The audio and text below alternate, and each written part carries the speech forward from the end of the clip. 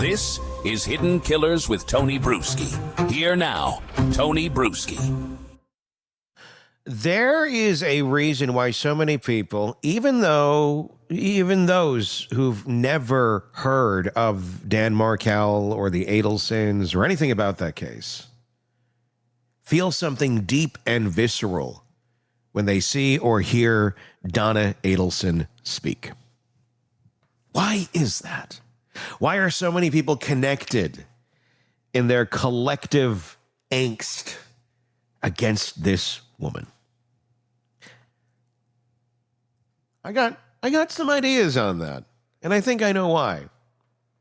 It's not just about the crime. It's not just about the legal arguments or the evidence or even the tragedy of a murdered father whose children were caught in the middle of a family feud turned fatal. And I'm not minimizing that at all, but this video is not about that. It's about something else. It's about Donna and people like Donna. It's that look, that tone, that manipulative self-pity masquerading as suffering. It's a particular brand of narcissism that millions of people recognize instantly because they've lived it. The internet didn't unite in disgust at Donna Adelson because she was just another villain. It united because she represented someone people had been gaslit by, guilt-tripped by, manipulated by, or psychologically gutted by.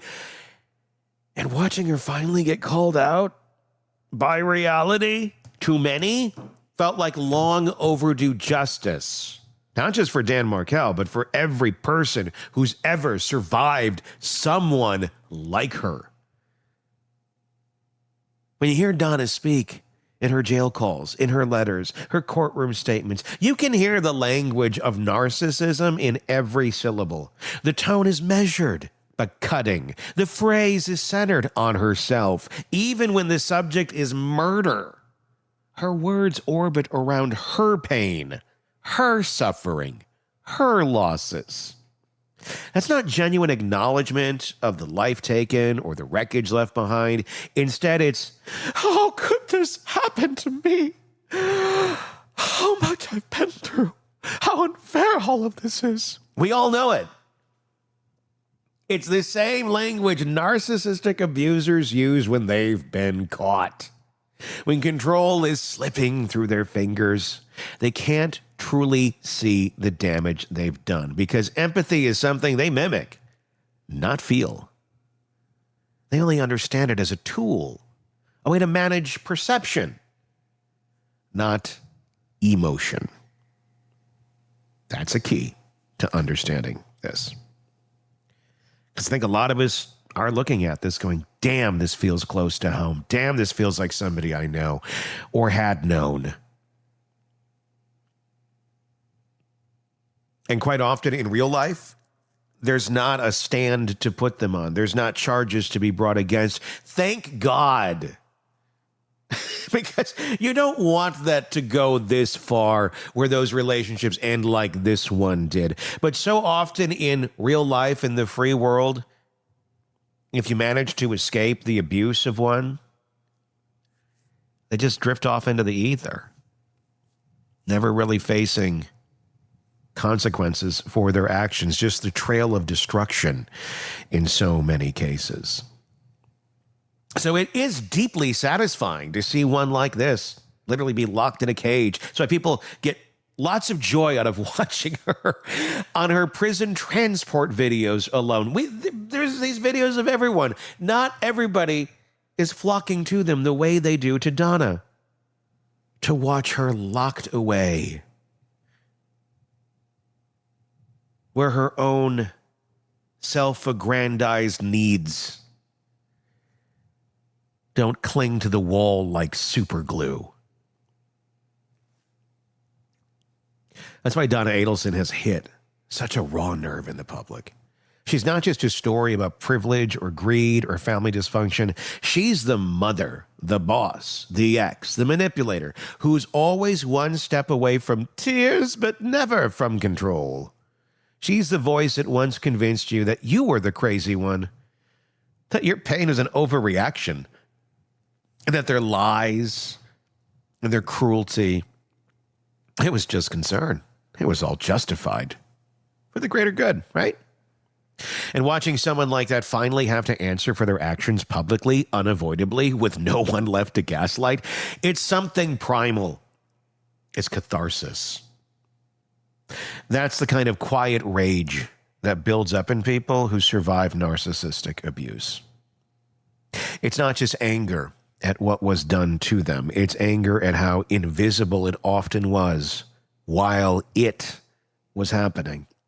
Because narcissists don't usually hit you with something you can point to and say, see right there. It's not a single punch. It's death by 1,000 cuts. It's a slow bleed. It's leeching. It's the rewiring of your sense of reality. The constant, oh, I never said that.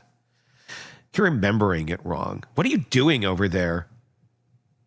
You're too sensitive. And the longer you're in it, the harder it is to see that it's happening at all. That's what makes it so damaging.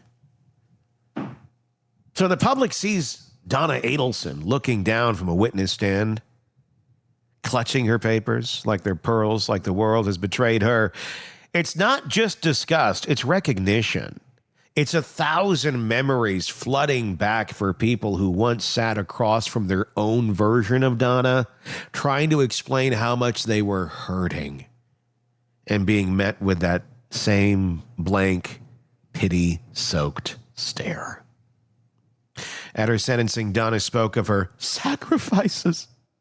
Her husband, Harvey, in a performance that could have been ripped from the same psychological playbook, declared that she had done nothing wrong and that the system had destroyed their lives. There was no mention of Dan Markel's name, no acknowledgement that their own son, Charlie, had been convicted of orchestrating the murder. No trace of remorse, only the shared delusion that they were the victims, while actually blaming the victim's family. They're liars. They see their grandkids. I've seen pictures of them. Wendy has shown them to me. Well, that must make it true that you've seen pictures. You got pictures? Wendy said that she sees them and you believe it? Okay, it must be true. Were you there with those visits? Did you see those visits happen? Or you just pictures? Okay, Harvey. Thanks for the update. What about your wife over there who was joking about the Nazi uniforms on the kids, huh? What about that? That seems a little weird. Seems a little off. What about your wife writing checks to the intermediary between the hitman and your son's girlfriend? Huh? What about that? That's a little weird, too. No evidence. Okay. It's ice cream cart time, Harvey. Okay. To anyone who's ever been entangled with a narcissist, this sounds like deja vu. It's a script they all use. Minimize, deflect, reframe, and finally martyr themselves on the altar of their own suffering. The world becomes a stage for their victimhood, and everyone else is a supporting character. Even in handcuffs, Donna was still performing. The disgust people feel isn't about her age or even about the crime itself. It's about the total lack of self-awareness, because narcissism is the only pathology that makes evil look boring. It's predictable, rehearsed, and shockingly consistent across people who have never met. The same manipulation, the same poor me monologues, the same strategic tears that never quite reach the eyes. And in Donna's case, all of it was on public display. The phone calls to her family, the control she tried to exert over her daughter, Wendy, the plans to flee to Vietnam when things started to crumble. It was all a masterclass in entitlement. She was just running from the law. She was running from accountability. And the one thing narcissists fear more than anything else, it's a little something called exposure. They're all going to laugh at you. They're all going to laugh at you, Donna. That's how it works in their minds. It sounds exactly like that. Exactly. Same voice, same tone, same. But really, I mean, that's That's the motivating factor. You're like, why are people acting this way? Why do people do these sort of things? It's that exposure, being exposed for the dark shit they think about, the dark ways they try to manipulate people. And eventually, they don't even know they're doing it.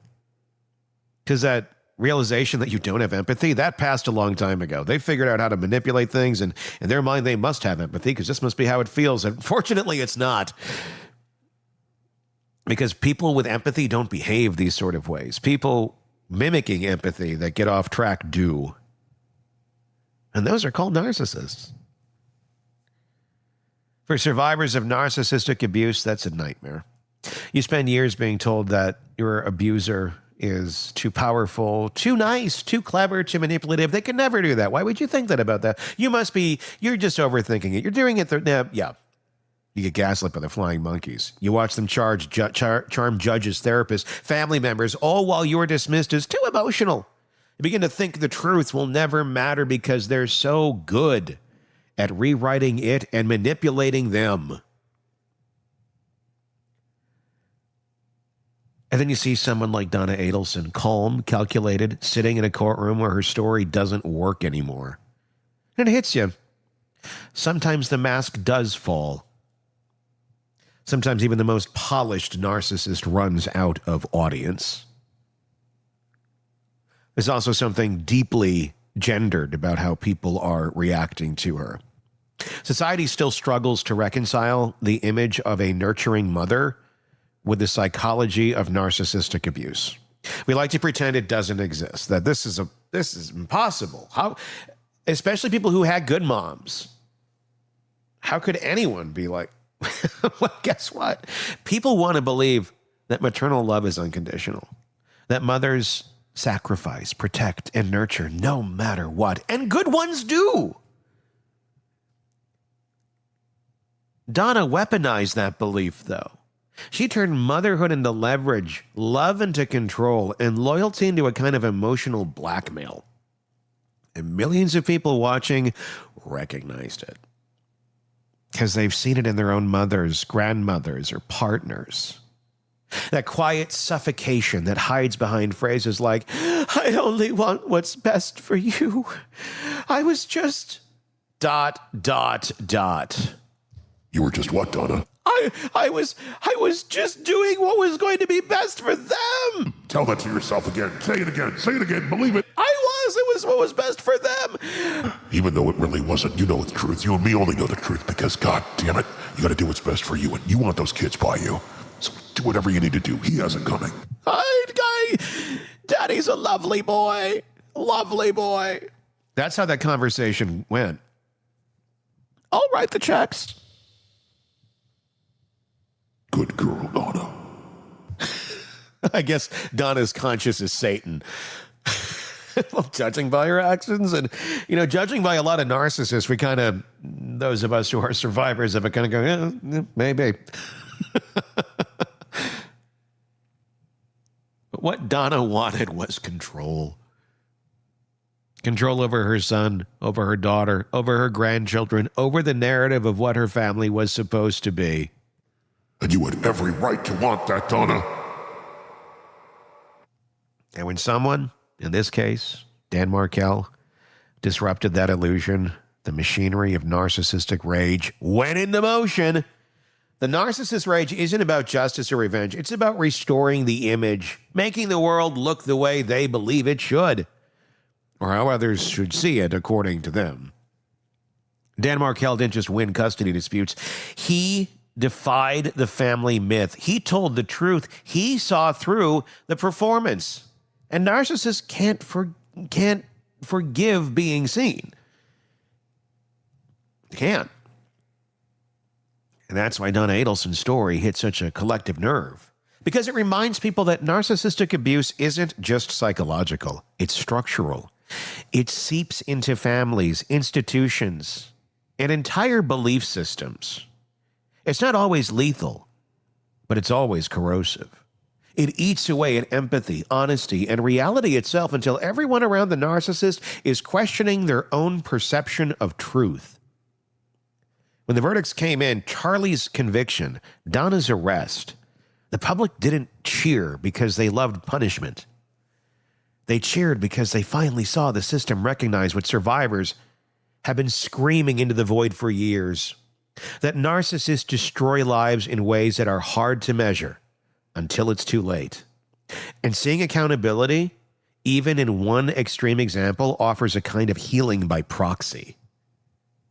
What's most haunting, though, is how ordinary Donna seems. That's the part that sticks with people. She's not some shadowy mobster or a wild-eyed cult leader. She looks like someone's grandmother, polite, articulate, composed. She could be sitting next to you at a synagogue or leading a PTA meeting or telling you about her son's dental practice. The Institute. That's what makes narcissism so dangerous. It doesn't wear a mask of madness. It wears one of normalcy. People don't notice until the damage is already done. In her final moments of freedom before she was arrested at Miami International Airport, Donna was reportedly calm, serene even. And that makes sense. Narcissists don't panic when the walls close in. They reframe the story. They convince themselves they're the victim of injustice. They script their downfall as a tragedy rather than an exposure. And that's how she'll likely live the rest of her life. Not as a woman who helped orchestrate the destruction of another family, but as a misunderstood matriarch who gave too much. It's a delusion as a coping mechanism, and it's what allows narcissists to survive in the wreckage they create. That's why they're out there in the wild. For everyone who's ever lived under the spell of someone like that, Donna's story is more than just true crime. It's a mirror. It's a reflection of what it feels like to be slowly erased by someone who insists they love you. It's the ache of realizing that love for them was always a transaction, a tool for control, not connection. And watching her downfall is both satisfying and sad. Because, she'll never understand why it's happening. Narcissists don't learn. They rewrite. Maybe that's why the public disgust feels so unified. It's not rooted in hate. It's rooted in recognition. It's a collective exhale of people who've escaped the gravity of narcissists and can finally call them what they are without fear of being punished for it. For once, the mask didn't work, the tears didn't manipulate, and the script didn't save her. And in a world where narcissists so often win, that feels like justice. But it's also a warning, because Donna Adelson isn't an outlier. She's a reminder that narcissism doesn't always kill, but it always harms. It's the silent epidemic that doesn't make headlines until it explodes into tragedy. And when it does, the world finally sees what survivors have known all along. Behind every polished facade, every perfectly rehearsed line, every "I only wanted what's best," there's often something far darker. A need to control, so consuming it devours everyone in its orbit. Donna Adelson may be behind bars now, but the kind of narcissism she represents is still out there. In boardrooms, living rooms, families, and marriages, rewriting stories, shifting blame, and smiling through the destruction. And that's why people can't look away. Because when we see her, we're not just seeing a criminal. We're seeing the face of a type of evil that once pretended to love us. And this time, finally, the world saw it too. Give me your thoughts in the comment section on YouTube. We do greatly appreciate that. And hey, while you're there, please press the subscribe button. I'd appreciate that. We'd all appreciate that. It's nice. Then you can keep up on all these videos that we put out for you all the time. There's a lot of them. If you like true crime and this kind of approach, hit subscribe. I really, really do appreciate that. So thank you for doing that. And yeah, check us out on our podcast platforms as well. Wherever you get podcasts, just search Hidden Killers with Tony Brueski and you'll find us. Until next time, I'm Tony Brueski. We'll talk again real soon. Want more on this case and others? Then press subscribe now and don't miss a moment of true crime coverage from Tony Brueski and the Hidden Killers podcast.